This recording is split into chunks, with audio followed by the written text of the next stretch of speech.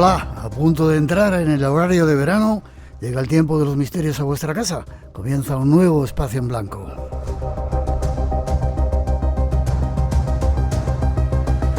Algo que hacemos hoy desde el estudio 204 de la Casa de la Radio, con los saludos de todo el equipo que se encarga de realizar el programa. Esta noche en la parte técnica, Rodrigo Vázquez de Prada y Luca López, Natalia Sotillos en la realización y coordinación, Tere Vilas en la locución y además Juan Gómez y Luis Miguel Domínguez en la redacción y Alberto Real en la producción. Y como siempre, los saludos en su nombre, Miguel Blanco, dispuestos ya a navegar por esos universos ocultos. Pero antes de empezar, dar las gracias a toda la gente que viene a vernos y que sigue el programa a través de los diferentes métodos. Sobre todo los que estuvieron en Alicante viendo ese programa especial que hicimos desde la universidad. Tenemos forma de comunicar con todos vosotros. Déjate caer en nuestras redes.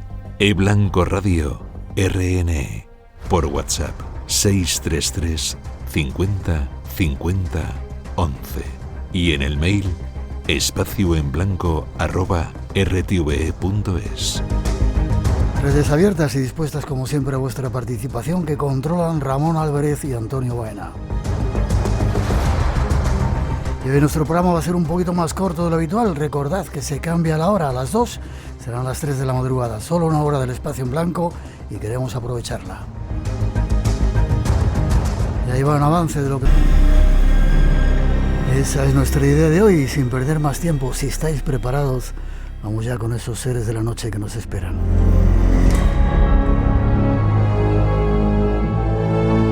A lo largo de los próximos minutos nos esperan unos seres tenebrosos.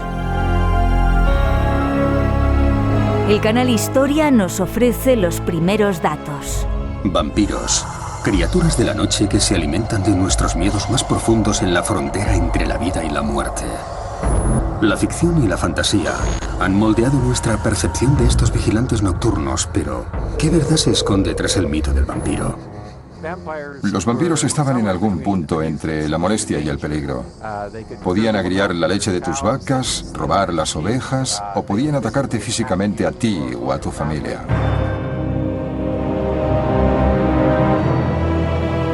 Vampiros. Esos seres de las tinieblas nos visitan hoy y lo hacen junto a una invitada de excepción. Prepárate.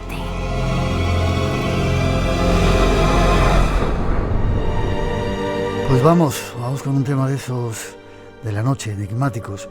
Y nos vamos hasta una parte de Europa, del norte de Europa, a encontrarnos con nuestra invitada Elia Barceló. Buenas noches, Elia. Buenas noches, aquí estoy en Austria. Austria. ¿Por qué te gustan todos estos temas así de la noche? No sabría qué decirte, de verdad. Es tan antiguo en mí que ni siquiera sabría decirte cuándo empezó. Pero desde siempre he pensado que lo que se ve con los ojos y se oye con los oídos no es lo único que existe. Qué bien. Has sido profesora, estoy leyendo aquí, de estudios hispánicos, sí, en la Universidad de Innsbruck, en Austria. Muchos años. Uh-huh. Premiada en numerosas ocasiones y te han traducido a 22 idiomas y has hecho un trabajo de los más bonitos que yo he visto, que tiene que ver con el tema, que aún no quiero desvelar, si te parece. Ay, muy bien, lo que tú quieras. Lo hacemos con esa introducción que prepararon nuestros compañeros. Perfecto. Aquí tuvo lugar la escalofriante y espantosa historia del príncipe Drácula y la mujer a quien amaba. He cruzado océanos de tiempo para encontrarte. Ya. Drácula. Tiene un algo de oscuro y siniestro que me resulta irresistible. ¿Te ha gustado, Elia? Mucho. Es muy impresionante cómo debe ser. Ya te digo que aquí preparamos las cosas relativamente bien. Bien hechas. ¿Por qué te gustan los vampiros? Pues los vampiros siempre me ha parecido el monstruo más elegante y más misterioso de los que existen. Me gustan los vampiros porque son seres solitarios, por ejemplo. Son lobos solitarios. Para darte un ejemplo contrario, detesto a los zombies porque me parece de lo más desagradable que vayan siempre en masa y que sean unos descerebrados. Entonces a mí me gustan los vampiros porque son inteligentes, elegantes, cultos y han tenido muchos años para refinarse y para formarse. ¿Es un mito? ¿Y cuándo nace el mito? El mito prácticamente no se puede saber exactamente cuándo nace porque casi cualquier cultura del mundo tiene entre sus mitos alguna figura que se alimenta de la sangre de los demás para prolongar su vida. Lo encontramos en África, lo encontramos en América Central y América del Sur, en Asia, en Japón, en China, en todas partes. Entonces no se puede decir exactamente cuándo surgió. Yo creo que eso es lo mismo que pasa con las espirales, por ejemplo, o sea, la forma espiral que surgió en todo el mundo porque es una forma básica de la humanidad. Y entonces en Europa sí el mito vampírico empieza prácticamente, podemos decir, en el siglo XVII más o menos, cuando se empiezan a desarrollar esas ideas de que los muertos no están quietos en sus tumbas, sino de que a veces hay lo que llamaban strigon, que son muertos recientes normalmente, que abandonan su tumba para visitar a los vivos y alimentarse de su sangre. Eso incluso en la época de la emperatriz María Teresia aquí envió a un grupo de investigadores para que se aseguraran de si eso tenía visos de realidad o no, e incluso se creó una reglamentación, no era exactamente una ley, pero sí unas normas para que la gente empezara a dejar tranquilas las tumbas, porque fue una auténtica locura y todo el mundo se lanzaba a abrir tumbas y a matar a los que ya estaban muertos. Fue una cosa muy, muy impresionante. No he dicho que Elia, nuestra invitada Elia Barceló, ha hecho un trabajo que se llama La vida secreta de los vampiros, de lo más bonito que hemos visto en los últimos tiempos. Nacimiento del ser vampírico, me has dicho un poco siglo XVII, ¿y cómo se convierte uno en vampiro? Pues según la tradición, uno se convierte en vampiro cuando un vampiro lo ataca y le muerde repetidamente y no lo mata en la primera vez. Entonces, normalmente si te mata en la primera vez no hay nada que hacer, pero si el vampiro insiste, entonces hay una tradición que dice que tú te conviertes directamente en vampiro y a partir de ahí ya tienes que cumplir las reglas de los no muertos porque realmente ya no estás vivo. Pero también hay una tradición muy bonita que dice que uno solo se convierte en vampiro de verdad y para la eternidad cuando el vampiro te da a beber al revés, cuando él te da a beber de su sangre envenenada. Entonces tú tienes que desearlo, tienes que pedirlo, aceptar ese regalo oscuro y entonces beber de su sangre, normalmente en la muñeca o incluso en el cuello o en algunos casos incluso en la femoral junto a la ingle, que eso le da un toque mucho más sexual a la cosa.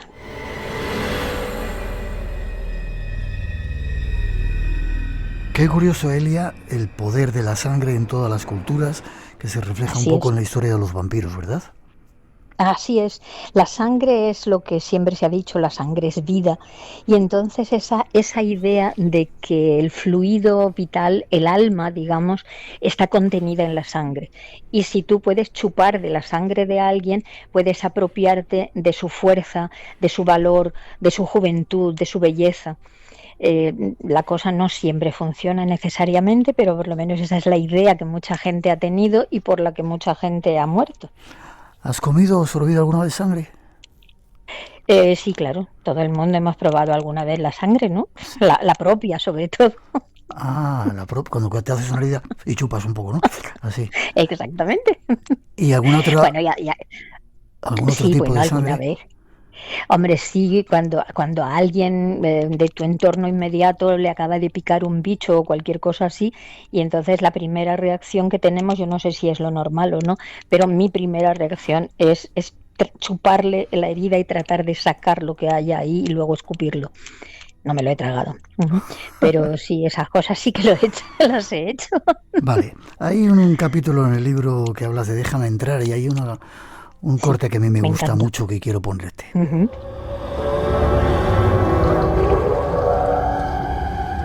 Bienvenido a mi morada.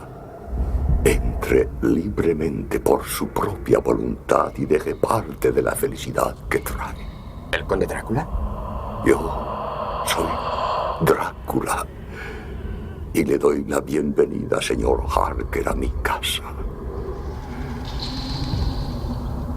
¿Cómo me gusta? A mí también me gusta mucho. Y dice, pase. Pero yo creo que si alguien me diera la bienvenida así, saldría corriendo de inmediato. Vale, ¿qué es eso de déjame entrar? ¿Para conectar con ellos hay que darles permiso o ellos pueden meterse en tu vida? Sí, pues según se dice, según la leyenda, ningún vampiro puede entrar en tu casa, en el lugar que tú consideras tu espacio, a menos que tú les des permiso. Entonces el vampiro pone todo de su parte para que les des ese permiso. Y se supone que una de las cosas que mejor funcionan es que se te aparezca como sombra o que entre como niebla por debajo de la puerta, por la rendija de la puerta, o que flote detrás del cristal en tu dormitorio. Y entonces te mira, y cuando te mira, clava sus ojos de fuego en los tuyos y de alguna manera su mente entra en la tuya y te dice, déjame entrar, déjame entrar. Y antes o después le dices, sí, quiero que entres. Y cuando ha entrado, puede entrar siempre que lo desee. Ha sido invitado. ¿Y por qué está tan relacionado con el erotismo y la sensualidad y sexualidad el tema de los vampiros? Pues lógicamente porque los seres humanos tenemos una idea bastante ambigua del sexo y la muerte. Si te acuerdas, por ejemplo, los franceses desde siempre llaman al orgasmo la petite mort, la pequeña muerte. Uh-huh. Siempre hay una sensación de que cuando tienes un éxtasis, un clima sexual, podrías morirte en ese mismo momento y no te importaría. Entonces la muerte está relacionada con el sexo y está relacionada con la sangre y con la vida y con ese tipo de pulsiones. Y se supone que los vampiros, al convertirse en vampiros, se vuelven todavía más atractivos. O sea, igual que las alimañas, las fieras, son más bellas, cuanto más peligrosas son, o sea, los leones con sus melenas y cosas así, pues entonces los vampiros también son mucho más atractivos, tanto hombres como mujeres, para que tú los dejes acercarse, para que no te dé tanto miedo que te toquen y que se acerquen a tus venas, a tu cuello. Uh-huh. ¿Y qué características tienen? ¿Pueden vivir mucho tiempo, como se dice? ¿Son inmortales o...? Aparte de ser guapos y atractivos y elegantes. Y bien vestidos y ricos, porque cuando uno lleva 500 años vivo tiene que ser muy tonto para no haberse hecho rico. Entonces sí, se supone que siempre que vayan teniendo un suministro adecuado de sangre, normalmente humana, preferiblemente humana, en el peor de los casos también sirves sangre de mamífero, de cualquier animal inferior, incluso ratas. Entonces si hay ese suministro constante, pues entonces el vampiro continúa, iba a decir viviendo, pero de hecho los vampiros no viven porque no están vivos, los vampiros son cadáveres, están muertos. Pero sí, van pasando los años y ellos siguen exactamente igual, no envejecen, se mantienen igual de jóvenes que cuando murieron o incluso más, si van tomando sangre de víctimas muy jóvenes. Y entonces pues se van pasando de generación en generación. Por lo menos hasta ahora era relativamente fácil porque no teníamos ordenadores, ni había que tener un DNI ni cosas por el estilo. O sea, uno podía hacerse pasar por su hijo, por ejemplo, y no pasaba nada. Yo me figuro que los pobres vampiros de la actualidad lo tendrían bastante peor porque no te dejan entrar en ninguna parte si no tienes unos documentos que estén registrados en el sistema mundial. Uh-huh. Así que vamos a tener que inventar algo nuevo para los vampiros. Seguro que tú lo haces. A lo mejor sí. Me encanta. Antes has dicho países donde se daba. Ponme algunos ejemplos. Estaba buscando en tu libro, hay un mapa, ahora mismo no lo encuentro. ¿Sí? De diferentes... Sí, hacia el final lo tienes. Vale, lo voy a buscar. Antes del epílogo.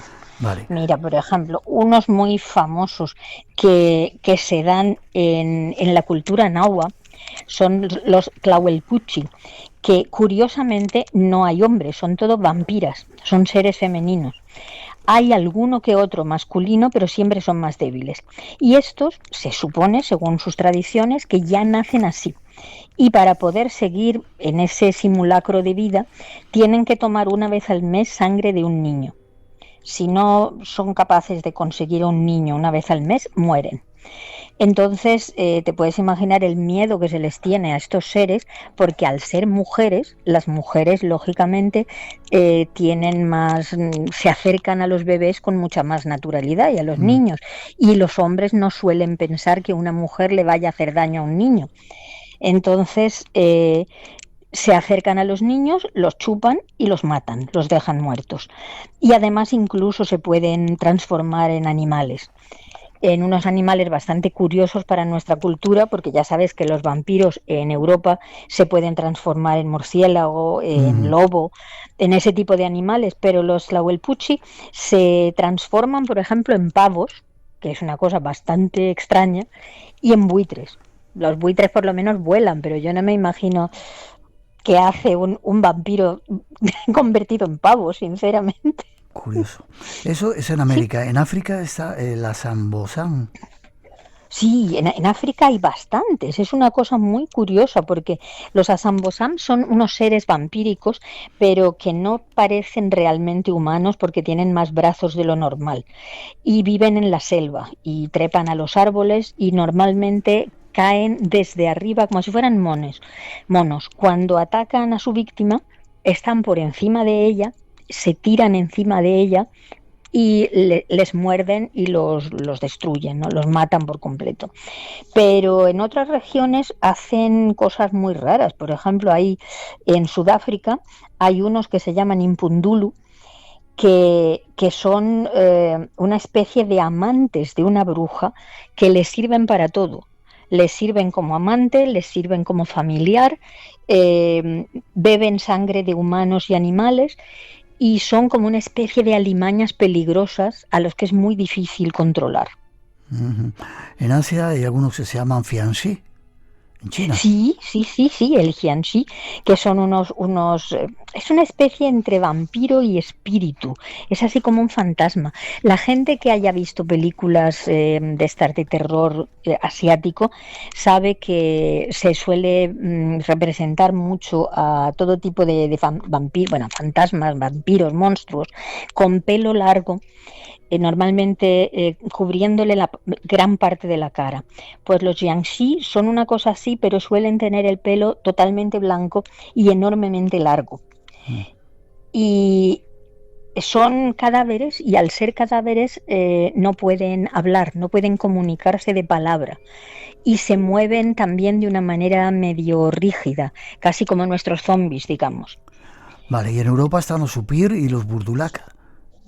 Sí, los Upir, los Burdulak, y están también los Strigoi, que mientras tanto se han perdido un poco, no se utilizan demasiado en las novelas, pero vamos, básicamente todos son lo mismo. Lo que pasa es que en cada lugar se les llama de una manera, pero el concepto básico es alguien que estuvo vivo, que murió, que fue enterrado y que de algún modo vuelve a la vida y ataca a los seres vivos. Pero no hay que olvidar que los vampiros siempre están muertos. O sea, son cadáveres a los que solo mantiene su hambre, su ansia. Pero por eso a mí me molesta a veces un poco cuando en las películas, sobre todo recientemente a partir de Coppola, ponen al vampiro como un ser romántico, dulce, enamorado. A mí siempre me ha parecido un poco estúpido que pongan a un vampiro que se enamora de la cosa que come. Que es como si nosotros nos enamoráramos, no sé, de un filete con patatas. Es algo que no me acaba de gustar. A mí me gusta que los vampiros sean monstruos atractivos, pero monstruos. Espacio en Blanco, en Radio Nacional, con Miguel Blanco. Y disfrutando esta noche con Elia Barceló. Siempre pregunto si los invitados están a gusto. ¿Estás a gusto allí en Lisboa? Estoy feliz esta noche con vosotros. Como me gusta. Lo que esperamos es que no aparezca ningún vampiro en este momento, fastidiarnos con lo a gusto que estamos. Espera, deja no les vamos a invitar por si acaso. Cuando uno habla de vampiros siempre surge el conde Drácula, ¿no? Como el arquetipo. Sí. Sí, es una lástima porque, no sé, sí, lo voy a decir, no puedo evitar. A mí me gusta muchísimo Drácula, me parece una gran novela, una de las mejores novelas que hemos producido en Europa en los últimos 200 años, pero no quiero que se olvide nunca que la primera novela de verdad potente y vampírica fue 25 años anterior al Drácula de Stoker, y me estoy refiriendo a Carmilla de Joseph Sheridan Le Fanu, que se publicó en 1872.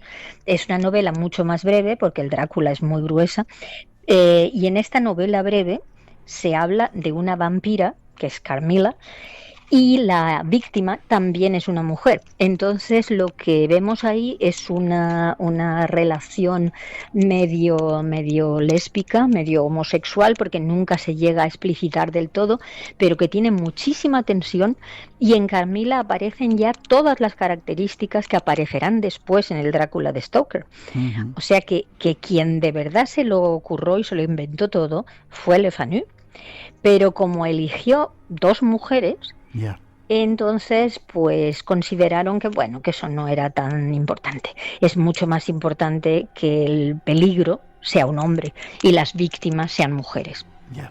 Sin embargo, y así seguimos. Así seguimos. Drácula surge, Bram Stoker escribe la novela, y sin embargo nunca estuvo en Transilvania, ¿verdad? No. Bram Stoker nunca estuvo en ninguna parte prácticamente. Lo que pasa es que estaba buscando un lugar que fuera lo bastante lejano y poco conocido para colocar su historia. Entonces él pensó, por lo menos eso es lo que yo he leído, él pensó ponerla en el mismo sitio que la puso Le Fanu con Carmilla, que era en Austria, donde yo vivo, pero no en el Tirol, sino en una región que se llama Estiria, que está más al este.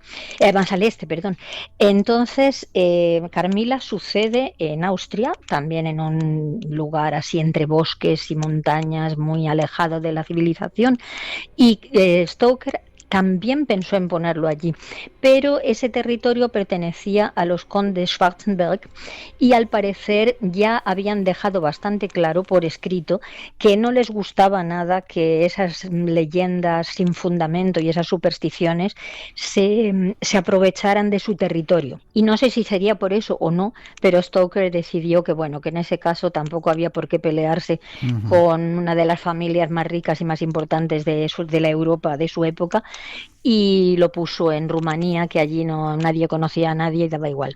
Vale. No sé si habrás estado en el castillo de... la historia de Drácula se basa en un personaje, Vlad Tepes. ¿No has estado en Transilvania viendo el castillo de...? No he estado en Transilvania, lo siento mucho, pero desde que vivo en Austria la mayor parte de mis vacaciones de verano eran para ir a España. Vale, entonces... algún día te invitamos a ir si quieres saber. Sí, ¿tú has estado? Varias veces. Cuenta. No, aquí no soy el invitado. Varias veces ya te llevaré. Vale, me llevas tú. Sin embargo, a lo largo de la historia sí ha habido personajes que se han relacionado realmente con vampiros, creo, como la Condesa Sangrienta. Sí. La Condesa Sangrienta es una de las personas más impresionantes, más curiosas y más horrorosas que yo he conocido a lo largo de mis años trabajando sobre vampiros, porque se trata de una señora que de verdad existió, que era una condesa húngara, casada con uno de los grandes aristócratas húngaros que luchaban contra los turcos, y esta señora al parecer Báthory se llamaba.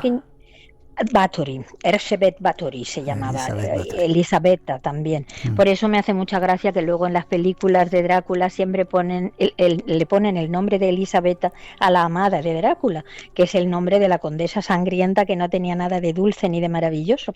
Esta señora ya desde pequeña debía ser un mal bicho de categoría, y entre otras cosas se dedicaba, aparte de lo que se dice de ella, de que se bañaba en sangre de sus criadas para mantener la piel fina y tal, aparte de estas cosas, digamos así, estéticas, le gustaba muchísimo hacer daño a los demás, sobre todo a mujeres, y se dedicó a machacar a sus sirvientas durante toda su vida. Vivió 50 y tantos años, Y era famosísima porque todas las personas que trabajaban en su castillo o que la visitaban, si eran mujeres jóvenes, acababan muertas.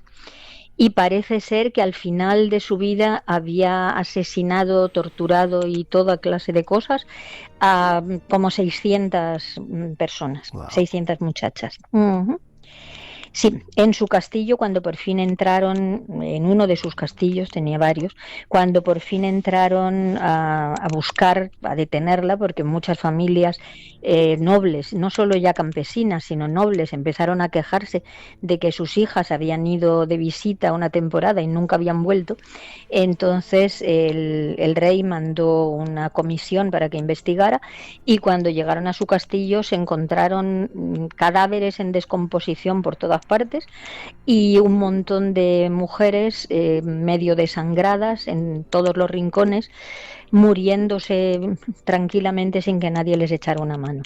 O sea que la señora era de armas tomar y acabó muy mal, claro. Al final hubo un proceso y como era aristócrata y por tanto no se la podía ejecutar, lo que hicieron fue encerrarla en su casa, tapiaron las ventanas, tapiaron las puertas, sellaron sus habitaciones y se quedó metida dentro de sus habitaciones en completa oscuridad, con un agujero por el que pasaban la comida una vez al día, y allí estuvo durante 4 años hasta que al final murió. Cuando se dieron cuenta de que no recogía la comida, entraron y se dieron cuenta de que había muerto.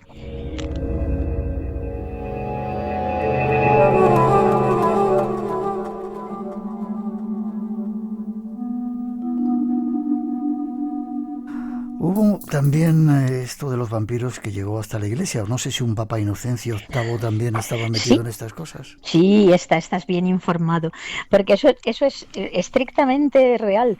En el libro yo eso lo cuento como una pequeña viñeta, digamos, de ficción, o sea, está contada como una historia de ficción, pero es cierto que Inocencio VIII se le llama también el Papa Vampiro, porque cuando no se sabía exactamente de qué estaba enfermo, pero estaba muy enfermo y daba la sensación de que no viviría mucho más.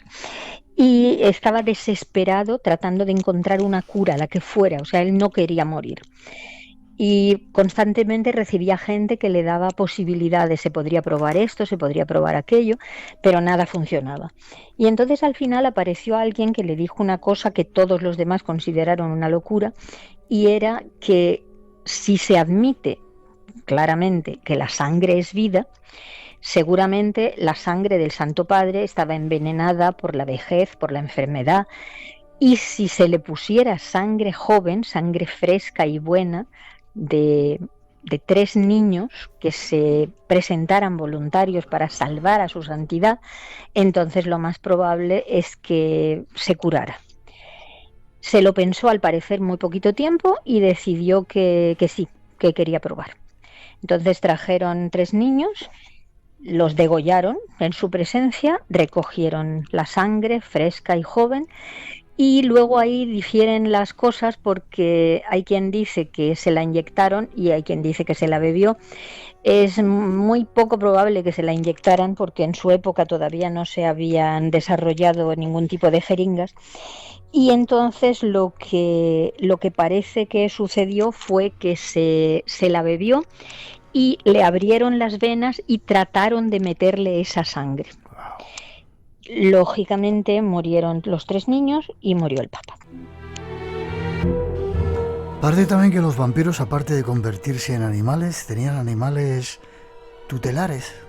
Sí, sí, eso me figuro yo, es una idea, me figuro que eso viene de la tradición de las brujas, porque ya sabemos que las brujas desde siempre han estado relacionadas con ciertos animales, sobre todo los gatos, por ejemplo, los gatos negros, los cuervos, y entonces me figuro que fue una especie de contaminación de leyendas, pensando que si el vampiro era también un ser sobrenatural que tenía poder sobre la materia y poder sobre el mundo que le rodeaba, debía también tener un animal tutelar.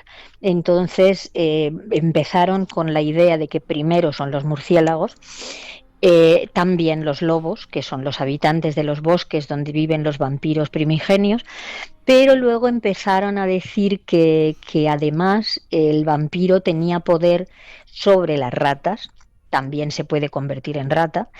Supongo que más que nada porque son unos animales asquerosos que a todos nos dan muchísima mal rollo. Y también en escarabajos, en cucarachas, en insectos de toda clase que pueden colarse por cualquier rendija. Y entonces eso naturalmente hace que el vampiro aumente mucho en poder cuando tú te puedes encerrar en una habitación y pensar que estás a salvo. Pero claro, si por ejemplo él manda una plaga de cucarachas, que de repente está todo el suelo lleno de cucarachas y se te suben por encima, y se te meten por las orejas, y se te meten por las narinas, eso aparte de dar muchísimo asco, es que te mata. Algún día te contaré una experiencia en un templo hindú. Donde había con mucho gusto. Donde había un túnel todo lleno de cucarachas. No sé si sería un sitio. Dios, qué cosa más horrible. Ay, qué cosa más horrible. Yo lo más asqueroso que he visto fue una cueva que estaba llena de arañas. Y cuando me di cuenta de que estaba llena de arañas, salí corriendo rápidamente. Porque una cosa es leerlo, a mí me encanta leer ese tipo de cosas, y otra cosa es pensar que te pueden empezar a caer por encima y metérsete en el pelo y en la ropa y todo eso, y eso ya no me gustó nada.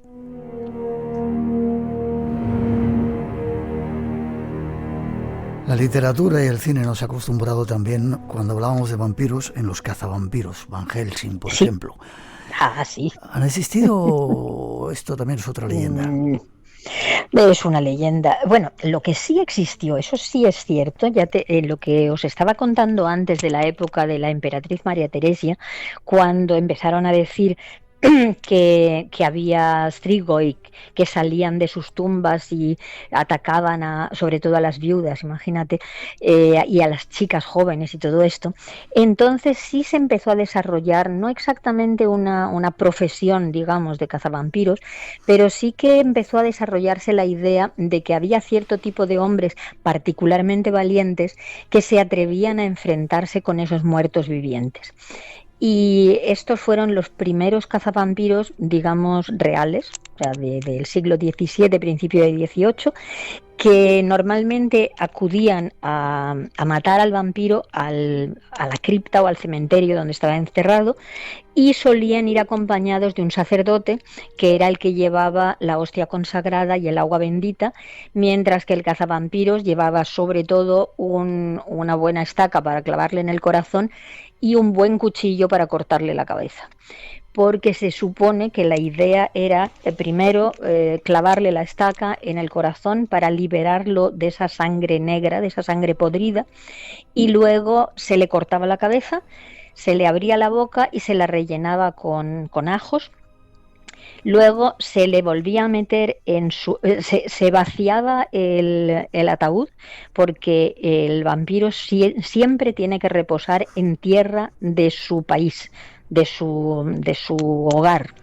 Entonces se vacía la tierra de que está en el ataúd, se mete al vampiro, se le da la vuelta a la cabeza, de manera que la cabeza va hacia abajo, hacia la tabla de abajo, con la boca ya llena de ajos, y luego se rellena el ataúd con rosas blancas silvestres. Y si hay más ajos, se le echan más ajos. Se cierra el ataúd, se clava bien con unos buenos y largos clavos, y si es posible se echa en una corriente de agua, en un río o en un riachuelo, para que llegue hasta el mar y se pierda allí. Y en otros sitios se le quema, pero normalmente el agua corriente es lo que mejor efecto hace, dicen. Espacio en Blanco. Tu cita con el misterio en Radio Nacional. Y esta noche con uno de esos misterios monumentales, con Eliana Barceló, hablando de vampiros. Te has adelantado porque te iba a preguntar las maneras de matar a un vampiro.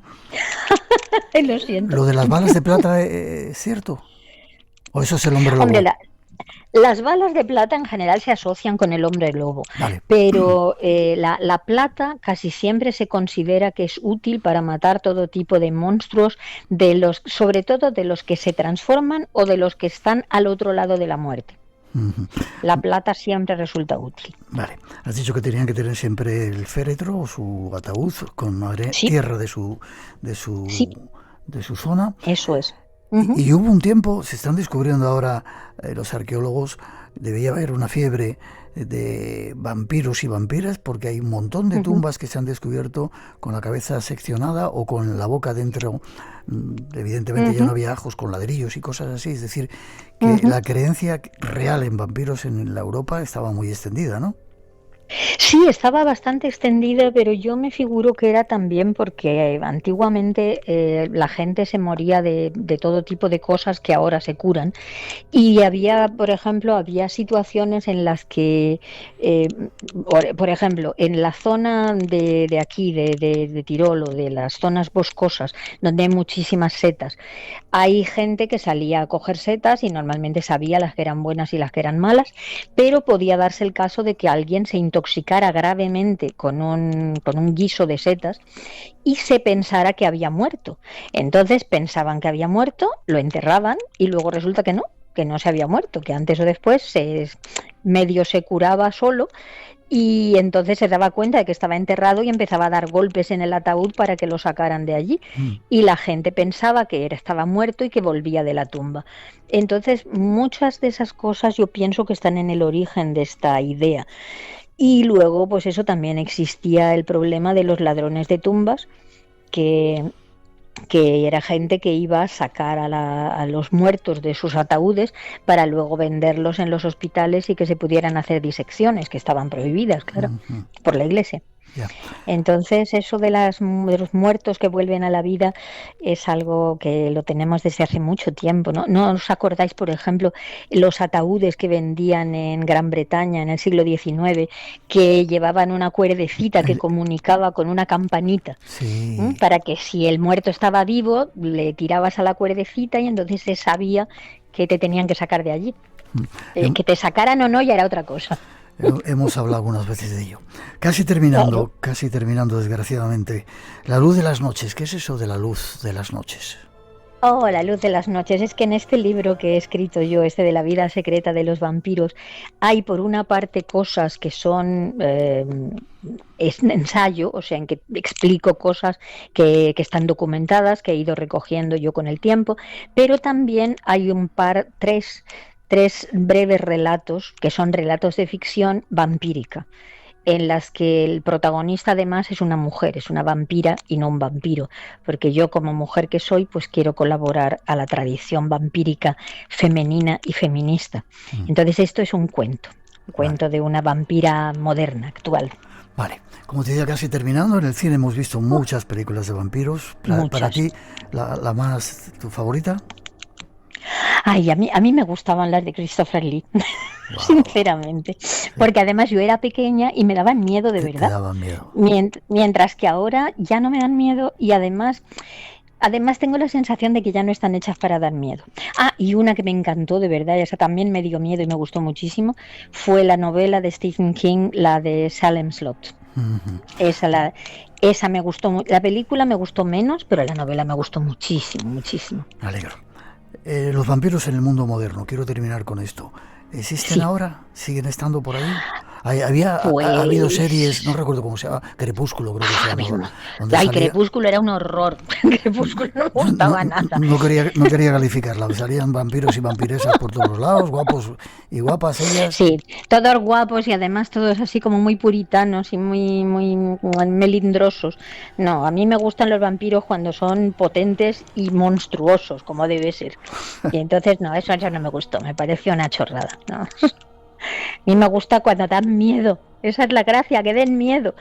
Lo que no sé si hoy en día los hay, pero bueno, lo que sí sé que hay son clubs de vampiros, o sea, de gente que se siente llamada a ser vampiro, y entonces se reúnen pues una vez al mes o algo así y hacen unas fiestas así decadentes y se abren las venas con cuidado para no desangrarse, pero se mojan con sangre de otras personas y se vendan las muñecas y se muerden un poco. Eso sí seguro que existe, porque tengo a alguien que lo ha hecho. Entonces En Galicia, hace muchos años, el siglo pasado, entrevistamos a un gallego que decía ser vampiro y hacía este tipo de cosas. Ay, vaya por Dios. ¿Y también sigue vivo? Sí, búscalo en los podcasts del Espacio en Blanco. No, lo digo porque hay que ver si sigue vivo ahora y si seguirá vivo dentro de 200 años. Entonces ya sí que me lo creería. Ya no te lo puedo decir. No, yo creo que de todas maneras es mejor que los vampiros sigan estando en nuestro imaginario colectivo en lugar de pretender que nos visiten.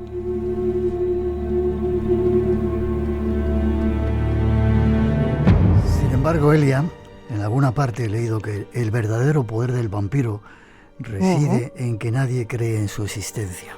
Y déjame que escuchemos otra última cosita. Entre libremente por su propia voluntad y deje parte de la felicidad que trae. ¿El conde Drácula? Yo soy Drácula y le doy la bienvenida, señor Harker, a mi casa. Cómo me gusta este final. Es que es muy bonito. Ahora solo falta el déjame entrar. Yo prefiero no decirlo, ¿vale? Elia, espero que hayas disfrutado estando con nosotros. Muchísimo. Ha sido una delicia y un honor estar contigo. Forma de contacto, y si quieren saber más, la vida secreta de los vampiros. Si quieren saber más, tienes redes sociales, página web, no sé. Sí, estoy en Twitter, lo sigo llamando Twitter, en Instagram y en Blue Sky. Y tengo una página web, pero poco actualizada, por desgracia. Simplemente poner Elia Barceló y ya está. Eso es, ahí sale todo. Vale, tenemos pendiente hacernos un viaje a Rumanía, a ese castillo de Vlad Tepes. Con muchísimo gusto. Un beso gigante y que sigamos hablando de todas estas cosas que nos gustan. Muchas gracias, Miguel, y muchas gracias a todos y todas los que nos hayan estado escuchando. Ha sido un placer nocturno maravilloso. Que se repita, gracias, un besito. Hasta luego, un beso.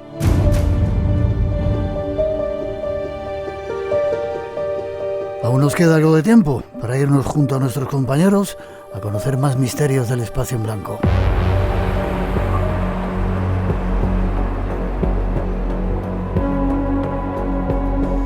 Llega el tiempo de los misterios de nuestro compañero Juan Gómez, al que ya saludamos.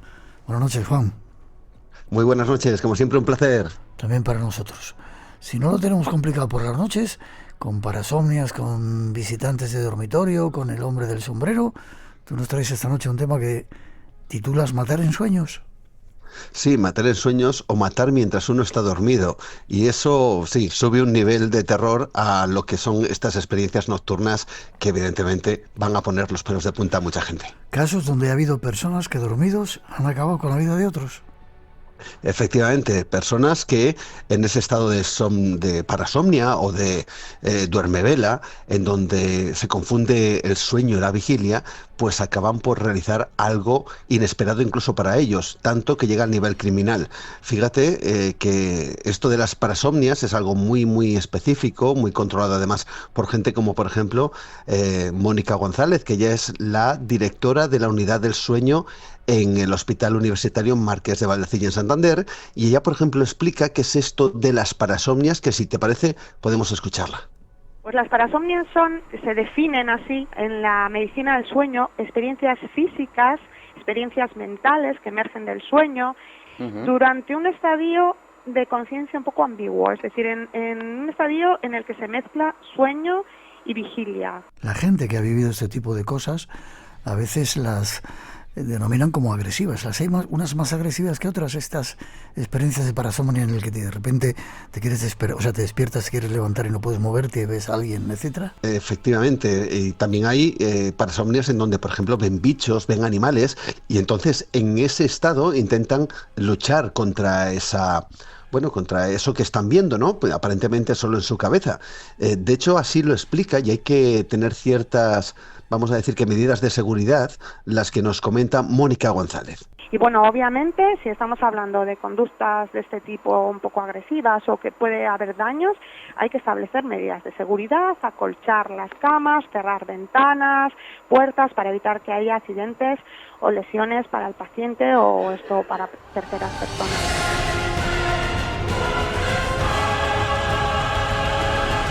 Me hace recordar que yo esta noche he tenido una parasomnia de estas. Caray.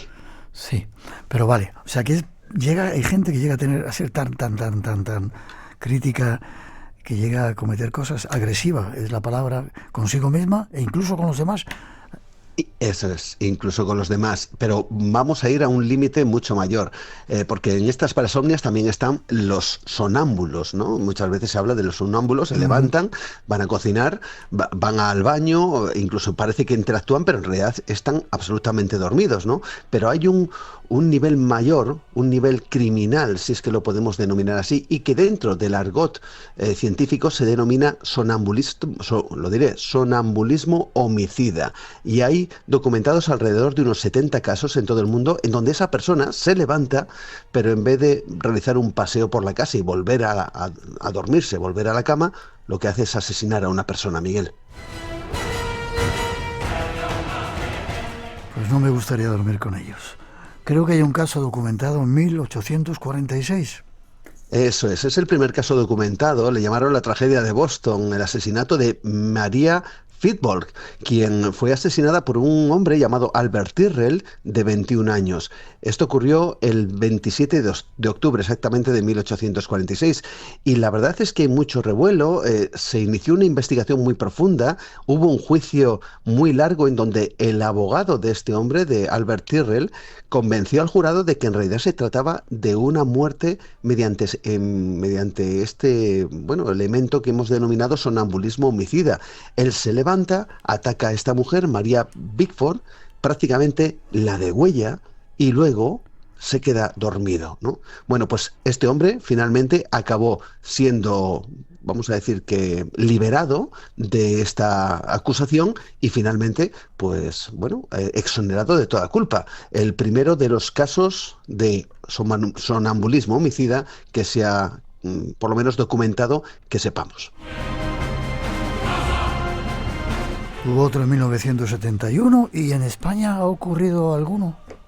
Sí, en España ha ocurrido. Fíjate, un malagueño llamado Antonio Nieto, esto ocurre en el año 2001 en Málaga. Este hombre, el 11 de enero del 2001, él se levanta, fíjate, lo hace con un hacha en la mano y acaba con la vida de su esposa y su suegra que vivían en esa misma vivienda. Su hija y su hijo escuchan todo el ruido, se levantan, la hija recibe un fuerte golpe por parte de su padre y su hijo consigue, después de un forcejeo, desarmarlo. Bueno, pues imagínate toda esta escena, un doble asesinato en el interior de esa casa, año 2001 en Málaga. Bueno, pues en el juicio se aseguró que este hombre, y así lo dijo, estaba dormido y que él estaba soñando defendiendo, en teoría, a su familia de unas avestruces agresivas. Eso es lo que decía ver en esa parasomnia. Finalmente, Antonio Nieto, que es como se llama esta persona, pues fue condenado, eso sí, a ser internado en un hospital psiquiátrico, pero fue absuelto de los delitos de asesinato.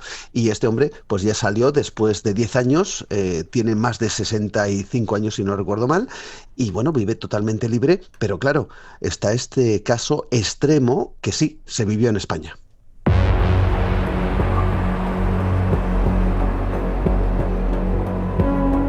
Más de 70 casos en España 2001, en el año 2004 Edgar Love, Brian Thomas en el 2008, qué cosa tan increíble que nos has traído. En 30 segundos, ¿se está investigando por la ciencia para ver qué produce esto y poder evitarlo? Sí, se está investigando. De hecho, las unidades del sueño, una de las cosas que más les llama la atención son las parasomnias, sobre todo los sonambulismos, porque hay una delgada línea en donde la persona está dormida, pero al mismo tiempo es consciente de todo su entorno. Es decir, es capaz de visualizar de alguna manera todo aquello que está haciendo. La cuestión es que no lo llevan al plano consciente, y este es el gran misterio. ¿Por qué se produce este fenómeno? ¿Por qué estas parasomnias? ¿Por qué estos comportamientos, algunos de ellos criminales, en donde la persona finalmente no recuerda nada? Matar en sueños, ojalá no ocurra. Forma de contacto contigo, Juan, para que te cuenten casos, ojalá no sean de estos, sino de otros de esos más misteriosos, con fantasmas o ese tipo de cosas. Sí, pues rápidamente pueden enviar un email a juangomez_gmail.com y allí estoy encantado de contestar. Hay muchos oyentes, muchos casos que iremos sacando poco a poco, Miguel. Como siempre, un placer. Fuerte abrazo, nos vemos prontito. Igualmente.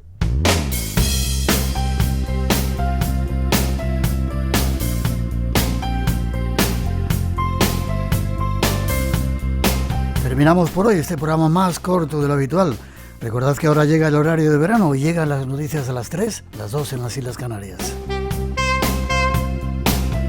Nosotros volveremos la próxima semana con un programa muy especial. Buena Semana Santa para todos, precaución en las carreteras si viajáis y cuidaros. Tenemos una cita aquí en este espacio en blanco que semana a semana abrimos para todos vosotros. Mientras tanto, feliz semana, os esperamos en el espacio en blanco. 3 y 7, 2 y 7 en las Islas Canarias. Regresa al mundo de los misterios aquí a Radio Nacional. Todavía tenemos mucho que contaros. Recordad que tenemos ese concurso en marcha. 633 50 50 11 y el Blanco Radio en las redes sociales, Facebook, Twitter e Instagram. Saludos a todos los que estáis ahí en la radio online, escuchando en directo, en esa multitud de países donde nos contactáis. Tenemos más cosas que contaros con Josep Guijarro, que es nuestro invitado de hoy. Tras esa introducción, lo hacemos.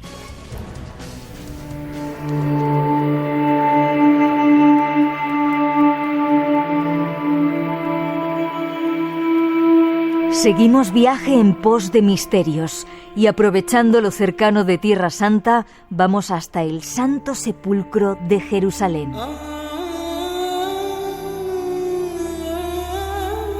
Tratamos de responder a un enigma que ha suscitado los nuevos trabajos de restauración en el lugar. Las noticias que nos llegaban daban este titular: lo que en apariencia era una simple restauración se convirtió en una campaña arqueológica que trata de desvelar si el Santo Sepulcro de Jerusalén es o no la verdadera tumba de Cristo. Y la sorprendente noticia continúa así. Al caer la tarde, sin publicidad ni ceremonia alguna, el arqueólogo Frederick Hiebert y el equipo griego de restauración se dispusieron a levantar la lápida de mármol que había colocado allí el franciscano de Ragusa en 1555.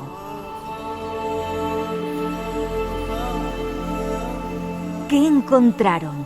¿Qué misterio se encierra tras esa lápida? Nuestro invitado nos responde. Te saludan desde La Paz, en Bolivia, 3.600 metros sobre el nivel del mar. Y qué bonito poder volar, viajar con la imaginación a esos lugares, ¿verdad? Yo cuando estaba escuchando esto, estaba viendo también tu cara, digo, estará viendo ya el Santo Sepulcro. Sí. Afortunadamente conocemos el lugar y lo podemos ver mientras nos lo están contando, ¿no? Sí.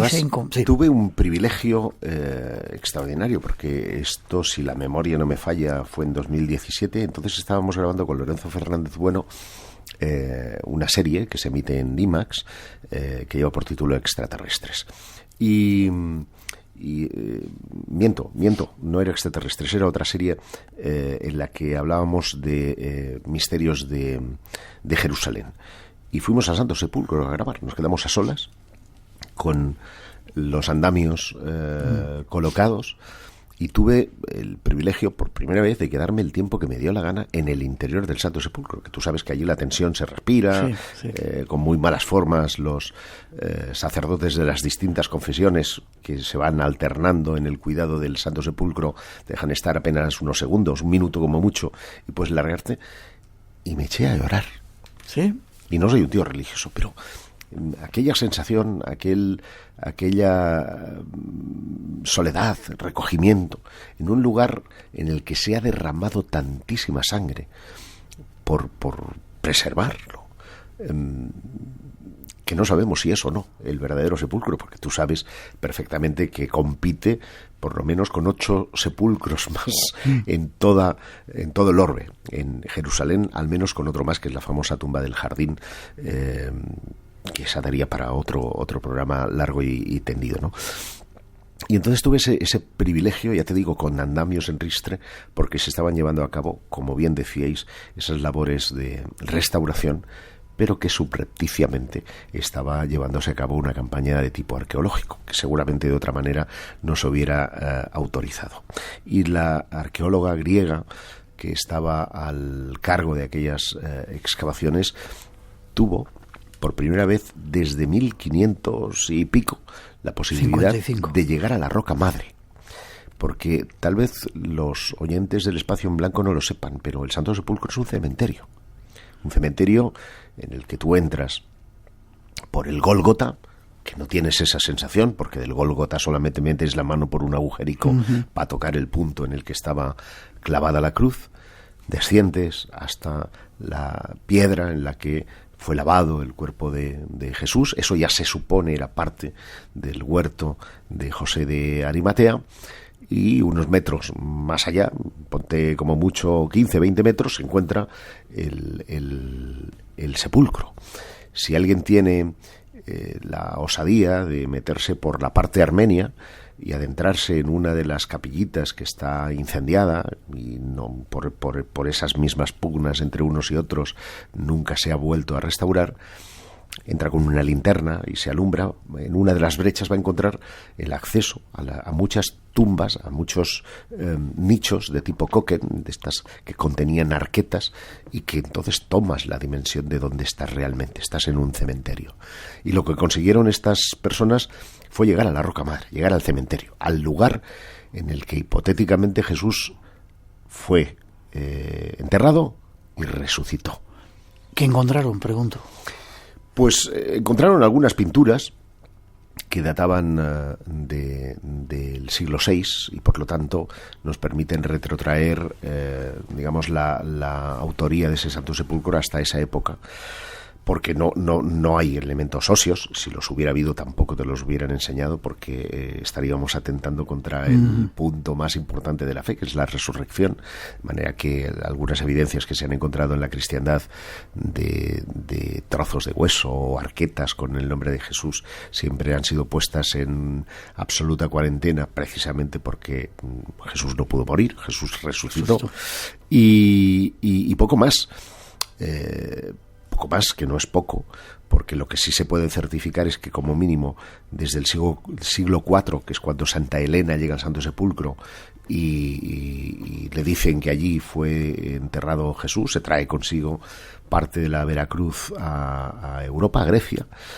Antes previamente ha recalado por culpa de una tormenta en Chipre, donde fundará precisamente un monasterio que contiene una parte de esa Veracruz que transportaba, pero ella se convence, porque así se lo reflejan los, iba a decir, privilegiados que vieron, no vieron, habían pasado 4 siglos, pero sí la tradición decía que allí es donde había sido crucificado Jesús, y se estableció la base de lo que sería el futuro Santo Sepulcro, base que implicaba destruir un templo romano que ya estaba sobre la superficie, de manera que ese cementerio había sido oculto ya por un templo Apolo, y es Santa Elena el que dice: fuera el templo y vamos a rescatar, vamos a construir aquí la primitiva basílica del Santo Sepulcro de Jerusalén.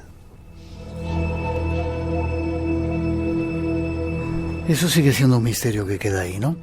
Qué pena con ver cómo se pelean los diferentes grupos cristianos, qué mal ejemplo dan entre ellos por preservar algo tan sagrado para sus religiones, ¿verdad?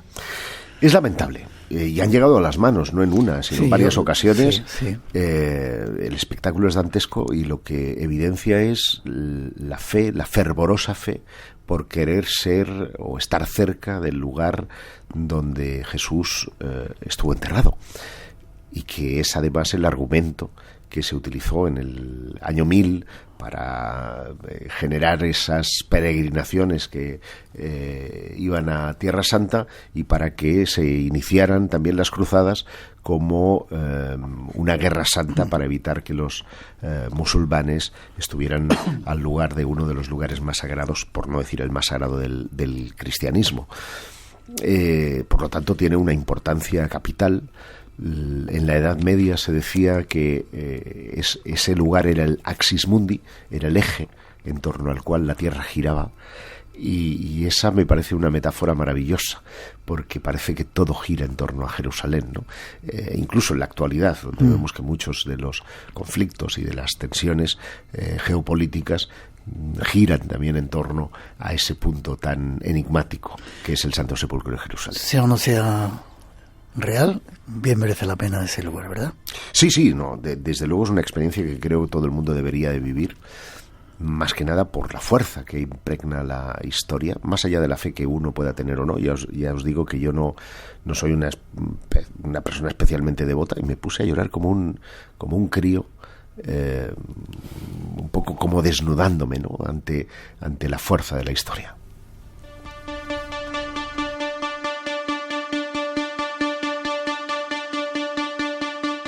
Pues antes de terminar, desde aquí mandamos un saludo a Artemio Vítores, supongo que le conoces, ese franciscano palentino de Cerrato que nos abre las puertas cuando vamos por ahí. Sí, que además la fe católica es la única que no tiene representación dentro, y que la llave la tiene un musulmán. Sí, curiosamente.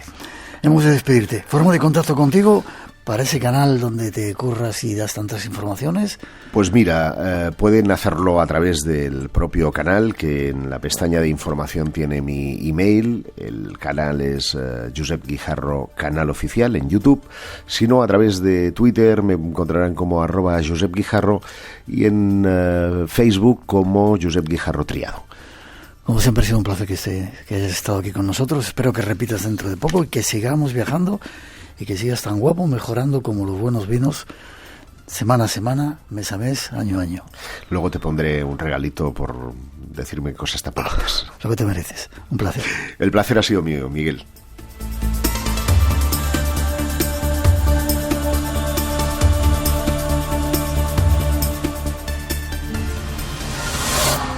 Ha leído la maldición. ¿Se atreve a desafiarla? Viajamos al pasado. Vuelva y entiérrelo donde lo encontró. Para mostrarte los misterios de nuestro futuro. ¿Te unes a la aventura? Examinaremos el cofre juntos. Espacio en Blanco. En Radio Nacional. Con Miguel Blanco. Hola, me llamo Aurora y envío un saludo a mi admirado Miguel Blanco y a todo el equipo de Espacio en Blanco.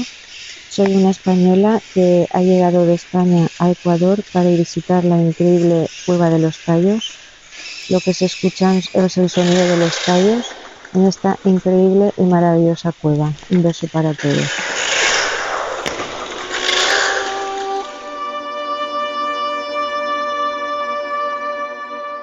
Pues salimos de la Cueva de los Tallos, regresamos de esos lugares sagrados y os invitamos al cine con nuestro especial colaborador, que ya veréis qué cosas tan curiosas nos cuenta.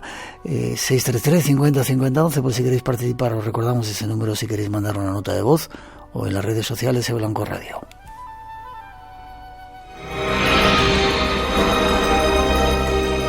Y unidos de la mano, y tenemos una sección en el programa que se llama Pantallas Misteriosas, con un crítico absolutamente genial, nuestro compañero Francisco Javier Millán Almenar, que hoy creo que está en Zaragoza. Buenas noches, ¿cómo estás? Hola, muy buenas noches. Estoy en Zaragoza. He vuelto a mi ciudad natal por unos días. ¿Cuántas películas te has visto en esta semana? Pues llevo ya 4 películas, sí. 4. Y varias series de televisión, también varios episodios de varias series de televisión. Ahora debéis estar muy ocupados, porque yo no veo mucho canales de estos temáticos que hay que pagar, pero hay cantidad de series nuevas que están saliendo cada minuto, ¿no? Como las setas.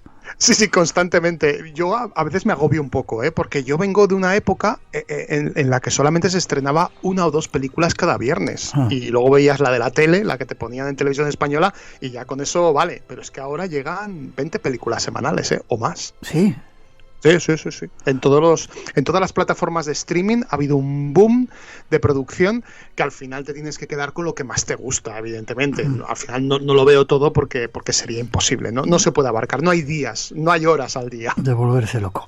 Bueno, pues este es nuestro crítico, Francisco Javier Millán, y hoy nos va a hablar de cosas muy curiosas, ya veréis, que tienen que ver mucho con nosotros, con la música y con el cine. Y empezamos con la música, si te parece, que nos gusta a todos, yo creo, ¿no? Porque es algo muy especial. Sí, es algo muy especial porque, fíjate, yo siempre lo he comentado, antes de ser aficionado al cine, soy aficionado a la música de cine. Es que me encanta el género como tal. Y yo recuerdo que cuando era joven veía una película, me gustaba mucho su música e iba corriendo a una tienda aquí en Zaragoza a comprarme el disco de vinilo y escuchaba la música una y otra vez y me hacía revivir la película desde su propio lenguaje, porque la música tiene un estilo narrativo diferente a las imágenes, al guión, a lo que interpretan los actores, y es que es un lenguaje universal y muy interesante. Sin embargo, muchas de las veces no nos damos cuenta de esa música que va por ahí abajo, que va creando el ambiente, ¿verdad? Hay que tener un oído muy afinado para decir, vaya, la música también como es de potente, ¿no? Sí, bueno, hay muchos estilos, ¿no? Dentro de la música de cine, que es un género en sí mismo, hay muchos subgéneros. Y hay algunos compositores, como es el caso de John Williams o Jerry Goldsmith, que han conseguido a lo largo de su carrera crear leitmotivs que se asocian a personajes concretos, como es el caso, por ejemplo, de Indiana Jones o las bandas sonoras de Star Wars, ¿no? O Superman. Pero la mayor parte de la música que se ha hecho en el pasado, la que se hace ahora ya no tanto, pero la que se ha hecho en el pasado, tiene elementos muy interesantes que juntas la música, la ciencia y el misterio, y tienes una sección como esta, tan alucinante. Como esta. La música es el lenguaje universal de la humanidad, decía un poeta, ¿no? Sí, lo decía un poeta, yo no lo digo, lo dice un poeta, lo decía un poeta estadounidense llamado Henry Longfellow, y fue una idea que se empezó a fraguar en el siglo XIX cuando los antropólogos y los musicólogos vieron que había rasgos universales entre las diversas culturas musicales. Y es que si nos atenemos a la palabra lenguaje, al significado, esta significa un sistema de palabras o signos que utilizan las personas para expresar el pensamiento y los sentimientos. Y es que si te fijas bien, tú te vas a la otra punta del planeta a escuchar una orquesta sinfónica y entiendes perfectamente esa música sin necesidad de hablar el idioma que se está hablando en ese país. Esto es alucinante. Y además afecta al ser humano, ¿no? Sí, afecta a nivel de las emociones, y esto lo saben muy bien los creadores de bandas sonoras, porque muchas veces dan en la tecla exacta, en la tonalidad exacta o en el giro exacto para que tú llores, para que tengas miedo o provocarte otro tipo de sensaciones. Todas las sensaciones humanas pasan a través de la música.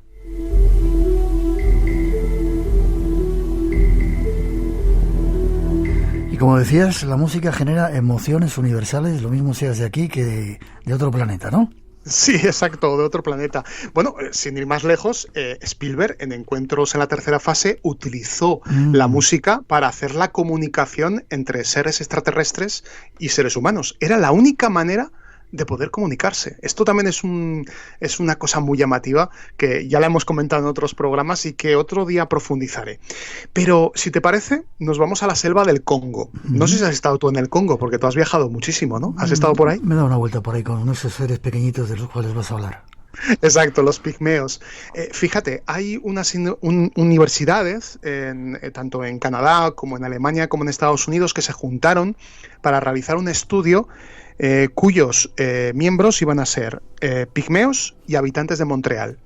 Y les sometieron a una serie de temas musicales. Eran fragmentos que eran cogidos a idea, 11 occidentales, 8 procedentes de las culturas, de la cultura pigmea, y te puedes creer que muchas de las emociones que transmitían los miembros del estudio en Montreal eran muy similares a los pigmeos, y eso que los pigmeos no habían estado en contacto con algunas de las músicas que vamos a escuchar a continuación, porque se utilizó en algunos de los temas música de cine.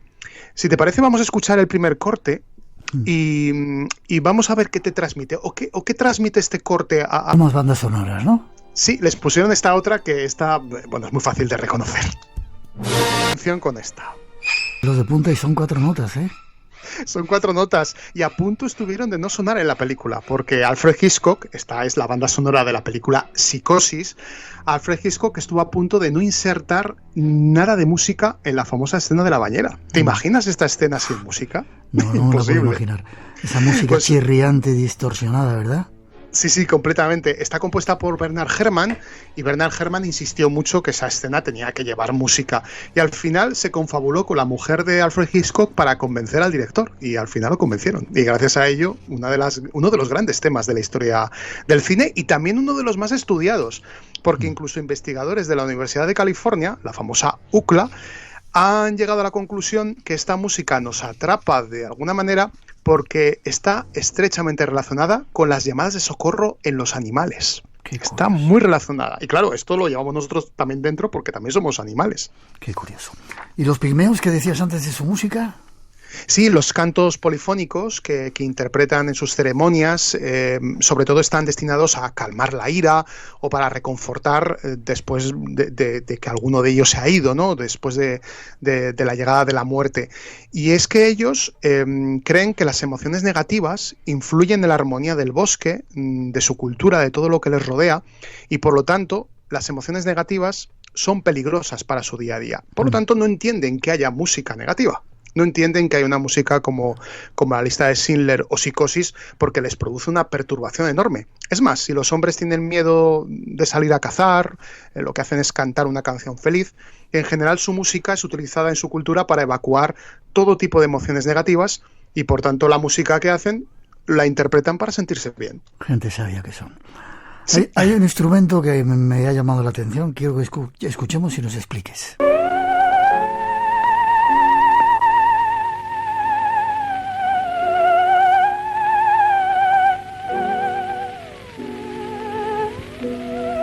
Un instrumento que no se toca con las manos. No se toca con las manos, sino con la aproximación de las manos. Es el teremín, es uno de los instrumentos más curiosos que ha creado el ser humano. Yo lo he llegado a ver en directo y pone los pelos de punta. Es más, es el sonido que se identifica habitualmente con la serie B, los ovnis, los fantasmas. Hay muchas películas que utilizan el sonido teremín para ponerte los pelos de punta. Qué curioso. ¿Quién lo videó, lo encontró? ¿Cómo fue su descubrimiento? Sí, el descubrimiento fue muy curioso. Lo hizo el físico ruso Leon Theremin, por eso se llama el teremín, y lo desarrolló entre los años 1920 y 28. En el 28 es cuando lo patentó. El instrumento consta de 2 antenas metálicas que detectan la posición relativa de las manos del tereminista, que es quien interpreta este instrumento, y de esta manera se controla la frecuencia con una mano y la amplitud y volumen con la otra. No lo tocan, es como si estuvieran tocando un instrumento invisible. Él estaba haciendo pruebas con los campos electromagnéticos para crear una alarma inalámbrica y se percató que al acercar su mano a ese campo electromagnético, reproducía un sonido, reproducía una frecuencia. Esta frecuencia al final la captó a través de este dispositivo, que incluso llegó a emocionar a Lenin, que por aquel entonces era el premier de la naciente Unión Soviética, e incluso se emocionó tanto que empezó a probar y también tocó el instrumento. Se crearon unos 600 de todos ellos, y se lanzó por Europa, llegó a Estados Unidos, empezó a introducirse en las salas de concierto e incluso llegó a firmar Leon Theremin un acuerdo muy importante con la Corporación de Radio de América, con la RCA, para comprar los derechos del Theremin alrededor de una cifra de $100,000 más o menos. O sea que le salió muy bien la jugada. Creo que hay una música que utiliza este instrumento, ¿no? Sí, es la banda sonora de la película Ed Wood de Tim Burton, donde escuchamos cómo el teremín funciona muy bien en películas relacionadas con la serie B y en este caso con los ovnis. Este tema es fantástico porque empieza a sonar cuando vemos la cámara sobrevolando un plano aéreo. Me imagino que lo harían con grúas o con algún otro dispositivo, y estamos viendo los tejados del famoso edificio Dakota. El edificio Dakota que se supone que está maldito, que bueno, es el sitio donde mataron a John Lennon en La Puerta, por ejemplo. Y bueno, esta historia la conocen seguramente nuestros oyentes muy bien. Es la historia de un matrimonio que llega a este edificio y ella empieza ella tiene un embarazo, pero es un embarazo un tanto especial y extraño. Además tiene unos vecinos que tienen pinta que sean de una secta, de corte satánico. Es una película que tiene todo lo relacionado con el cine demoníaco que se empezaba a poner de moda a finales de los 60, y también elementos como el suspense, el terror, códigos ocultos, un poco de erotismo y una magnífica Mia Farrow cuya voz estamos escuchando de fondo.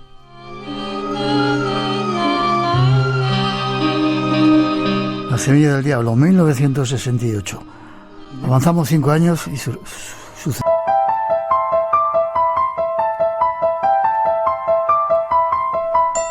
Increíble. ¿Sabes que fue una de mis primeras sintonías en programas de radio cuando empezábamos el misterio?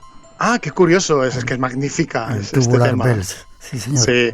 De Mike Oldfield, que está muy asociada, ¿no? al exorcista, ¿no? A ese momento cuando llega Max von Sydow a la casa donde está Regan y su familia, y en ese momento suena en todo su esplendor y pone también los pelos de punta, los pelos como escarpias, y eso que inicialmente la música no se concibió para la película, sino que William Friedkin, su director, estaba de visita en las oficinas del sello Atlantic Records, y hubo alguien que le puso esta música y dijo, esto lo quiero para mi película. Y a partir de entonces se convirtió en uno de los temas que siempre se escuchan en las listas, ¿no? de los temas de terror más habituales del cine.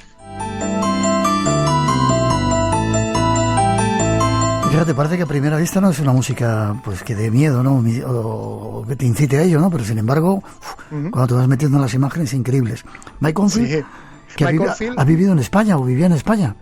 Sí, estuvo un tiempo por aquí, y un tipo bastante peculiar. Él dice que empezó a componer este Tubular Bells a partir de los 17 años, basándose un poco en los problemas psicológicos que sufría su madre, tenía problemas mentales, y que él de alguna manera transmitió todo esto a través de su música. Y esto debió de ser captado por William Friedkin, porque lo vio una manera fantástica como para provocar perturbación en el espectador. Curioso, según leo aquí, él no vio la película hasta 10 años después de su estreno, no quiso ver El exorcista.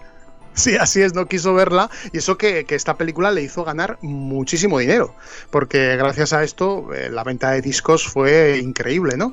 Y él también se sorprendió que cada Halloween siempre decían en la CNN que su música era una de las más terroríficas, lo que te estaba diciendo yo antes. Él se sorprendió, ¿no? Porque decía, ¿cómo es posible? Sí, a ver, tiene algún elemento inquietante y tal, pero no estaba concebida para hacer una película como esta, una película que provocó desmayos incluso en las salas de cine.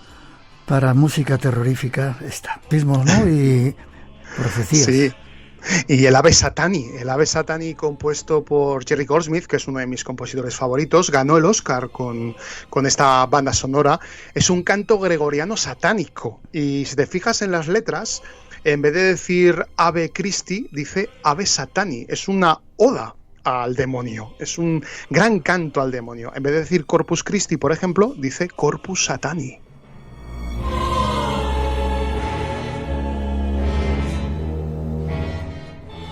Increíble. Nos vamos a otra también, esta sí que, qué tremenda película. Me llevó a un lugar, dice, aquí es donde estaba la sala de mapas, aquí es donde pusieron ese palito, y de repente, apareció, bueno, cosas de la vida. Estas son según yo las suscribo casi todas, ¿eh? He querido además acabar con el tema del arca, porque te tengo preparado un Pantallas Misteriosas especial Indiana Jones cuando se estrene la nueva película, que además yo creo que todavía no se sabe muy bien qué objeto va a buscar, pero creo que tiene algo que ver con viajes en el tiempo, la máquina anticitera. Es muy interesante lo que se está viendo en los trailers. Estos son suposiciones mías, y también de bastante gente en los foros y en las redes sociales. No me lo pierdo. Este ha sido un nuevo capítulo de Pantallas Misteriosas, una lección magistral del poder de la música de nuestro compañero Francisco Javier Millán Almenar. Gracias, he disfrutado un montón, espero que nuestros oyentes también lo hayan hecho, y queremos más. ¿Forma de contacto contigo? Sí, como siempre, a través de mis redes sociales. Mi nombre es Francisco Javier Millán, y un dato, tengo un podcast en iVoox dedicado a la música de cine, que se llama A Window to the Score, que cada mes lanzamos un episodio nuevo y hablamos de todo esto y muchas cosas más. A ver, repítemelo. A Window. A window, como una ventana, una ventana a los scores, que se escribe S-C-O-R-E, score, que es banda sonora en inglés. A window to the score. Vale, pues iremos a ver esa ventanita de las músicas. Como siempre, ha sido un placer, te deseo todo lo mejor, fuerte abrazo, y que sigamos yendo al cine y disfrutando de esas pantallas misteriosas. Igualmente, Miguel, nos vemos. Un abrazo fuerte. Chao.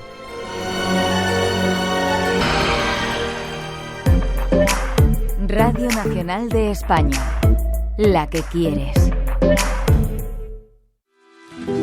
Yo trabajaré hasta que me reviente el alma. Y por mantenerte... ¿Mantenerme? La Tribuna, de Emilia Pardo Bazán. Si no te sacas de delante, hago contigo una desgracia. Capítulo 3. Los sueños. Mire, señora, que la veo venir y no pienso casarme con semejante bestia, ¿eh? ¿Por qué no? ¿Tú qué te crees? ¿Mejor que él? Este lunes a las 3 de la tarde, estreno en El Ojo Crítico. Esa chica no me conviene, Borrén.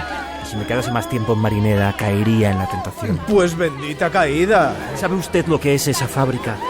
Una masonería de mujeres. Ficción sonora en colaboración con Acción Cultural Española. Se te ha subido a la cabeza. No eres la de antes, Amparo. ¿Eso crees? Pues ahora verás. Una producción de Radio Nacional. Y recuerda, la noche es bella. Los domingos a las 4 de la madrugada. RTV, la que quieres. Pues vamos con el tiempo de noticias, esas informaciones que a veces nos sorprenden, que tienen que ver con el mundo del misterio, a veces con el mundo de la ciencia, a veces con el mundo del más allá, que creo que nos va a tocar hoy, más allá de nuestra frontera me refiero, y nos lo trae nuestro compañero David Cuevas. Buenas noches, David. Buenas noches, Miguel, ¿qué tal? Bien, contentos de que estemos de nuevo aquí juntos. Ya que estamos a punto de cargarnos el planeta Tierra, en vez de cuidarlo, estamos preparando el desembarco en otro planeta, ¿verdad? Uno cercano a nosotros. Sí, efectivamente. Y vamos a hablar, o vamos a hacer una suerte de crónicas marcianas, Miguel, porque efectivamente, digamos que el espejo en el que mirarnos cuando este planeta en el que estamos no vaya más allá es obviamente el planeta rojo, Marte. Ojalá no tengamos que hacerlo nunca, pero aparte que estamos abocados a ello y hay un montón de proyectos científicos que ya están mirando con ojos así muy abiertos para ver cómo pueden ponerle pie ahí, ¿verdad? Sí, efectivamente. Bueno, comentar que Marte ha sido objeto de una intensa investigación científica a lo largo de los años. Su proximidad y similitud en términos geológicos y climáticos con la Tierra pues lo han convertido en uno de los planetas más accesibles del sistema solar para los científicos, ¿no? Que bueno, pues que con cada misión y con cada dato que se recibe intentan responder preguntas fundamentales sobre su formación y su habitabilidad. Por poner un pequeño dato histórico, desde que en el año 64 la NASA envía a Marte la Mariner 4, pues que ya fue la primera nave espacial pues que sobrevuela el planeta, se han sucedido hasta el día de hoy una docena de misiones que pues en mayor o menor medida han servido para conocer su pasado, aunque pues ha sido en este siglo XXI, Miguel, en los últimos 23 años, cuando se han desarrollado pues la mayor parte. Se dijo que podía haber agua, pero hay un descubrimiento bastante asombroso que da una prueba acerca de ello, ¿no?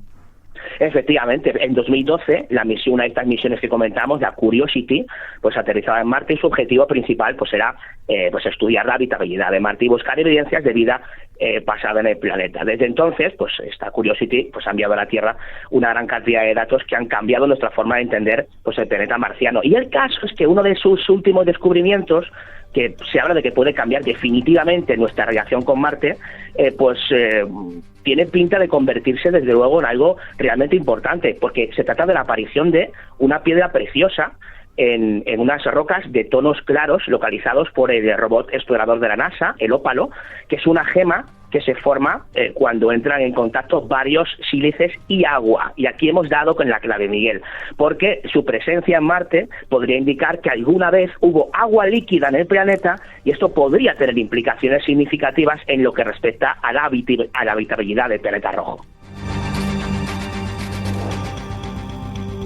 Qué bien que se haya encontrado agua, pero solo faltaría que se encontraran piedras preciosas para que estuvieran yendo para allá a sacar el oro y todos los minerales, que igual es lo que quieren hacer, ¿no? No lo digas muy alto, Miguel, no lo digas muy alto. No, pero fíjate, va bien encaminada el comentario, porque las misiones futuras a Marte, como la ExoMars de la Agencia Espacial Europea, seguirán investigando y recopilando datos al respecto, y obviamente, bueno, pues esto es una muy buena noticia para que, bueno, pues quién sabe si definitivamente pues Marte pueda ser precisamente el relevo de este planeta azul que habitamos y que pues no tiene muy buena pinta visto lo visto. ¿Tú te irías voluntario a Marte, como ya están buscando algunos voluntarios para ir a esa expedición sin regreso, solamente de ida? Si vas tú, Miguel, yo me lo planteo. Ahí lo dejo. Me lo voy a pensar. Además parece que han descubierto también, ya que estamos hablando de Marte, formas de poder construir con patatas. Sí, a mí esto me ha parecido genial. Y otras cosas un poco más escatológicas, pero aún no me adelanto.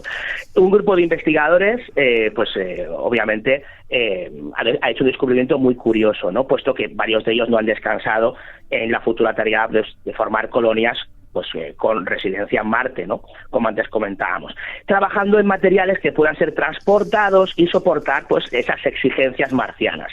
Y uno de los últimos proyectos presentados proviene de la Universidad de Manchester, donde los investigadores han creado el StarCrete. Esto está muy bien porque es un juego de palabras que combina la palabra star, que es estrella en español, y concrete, que sería hormigón. Hay que explicar que el transporte de materiales en construcción terrícolas al planeta rojo es económicamente inviable. Claro, imagina lo que tiene que ser mandar kilos y kilos de hormigón, ¿no?, al planeta rojo. No obstante, existe una línea de investigación ya explorada por otras instituciones que han visto en la Tierra marciana el mejor material base de construcción. Y aquí hay una pista, ¿no? Qué curioso. Pero creo, ¿y qué tienen que ver las patatas? Las patatas, aquí vamos con las patatas. Esos científicos usaron una simulación de esa misma tierra marciana que antes te comentaba, mezclada con almidón de patata y una pizca de sal. Y esta receta, que parece más propia de Chicote o de Arguiñano, consigue crear un material muy resistente para la construcción, más incluso que el propio hormigón. Esto es realmente llamativo, pero ojo, Miguel, si me permites, porque el mismo grupo de investigadores realizó en 2021 un experimento mezclando, atención, polvo marciano, sangre y orina de los astronautas como agente aglutinante. El material resultante se conseguía una resistencia a compresión que sigue siendo mejor que el hormigón normal. Claro, en este caso el proceso tenía una gran desventaja, y es que necesitaba de sangre de forma regular, con lo cual obviamente aquello como que no parecía tener un futuro muy prometedor si no había vampiros de por medio, ¿no? Tierra marciana mezclada con almidón de patata y una pizca de sal. Un plato para hacer hormigón en Marte. Increíble, ¿no? ¿Se sacan muchos ladrillos de todo esto? Pues sí, parece ser que sí. Se han hecho bastantes especulaciones al respecto, y hay proporciones muy curiosas, ¿no? De hecho, esto también es interesante, Miguel. Las próximas etapas de este proyecto son transformar el StarCrete del laboratorio a las aplicaciones en entornos reales, pretendiendo explorar formas de mejorar el material y también, ojo, su uso en la Tierra, que esto también es bastante llamativo, ¿no? Y tengo aquí el cálculo: con un saco de 25 kilos de patatas deshidratadas contiene suficiente almidón para producir casi media tonelada de StarCrete, algo más de 200 ladrillos. Vaya, para lo que sirven encima también las patatas. Qué curioso, ¿eh?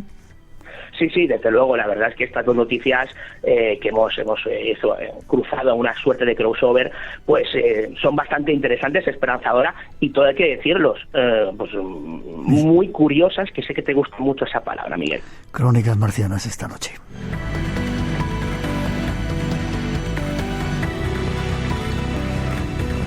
Pues casi te voy despidiendo. Prepárate porque nos vamos dentro de poquito a Boston. Hay una noticia que vamos a investigar. Dice que Boston albergará la reunión satánica más grande de la historia. Y como sé que eso te gusta, prepárate que nos vamos a Boston, ¿vale? SatanCon, ahí lo dejamos. Digamos que en el espacio en blanco tenemos una reacción con muchos tipos de personas interesadas en muchos temas, y obviamente satanismo es uno de ellos. Así que prometo, Miguel, ir preguntando en los próximos días a mis contactos a ver qué nos pueden adelantar de esa SatanCon, que yo creo que dará mucho que hablar. Vale, iremos a Boston, no hace falta que viajemos, vamos con la imaginación, que es el mayor poder que tiene el ser humano, y que quizá intentamos en el espacio en blanco potenciar ese poder. Así que con la imaginación iremos a Boston a conocer esa reunión satánica. Gracias. ¿Forma de contacto contigo? Correo electrónico davidcuevasempacio@gmail.com, y también podéis localizarme vía Instagram como David Cuevas Insta. Vuestras críticas. Y desde hace 5 meses estoy en Australia y sigo escuchándoos, por supuesto. Así que un beso muy muy grande desde la otra parte del mundo. Hasta luego, adiós.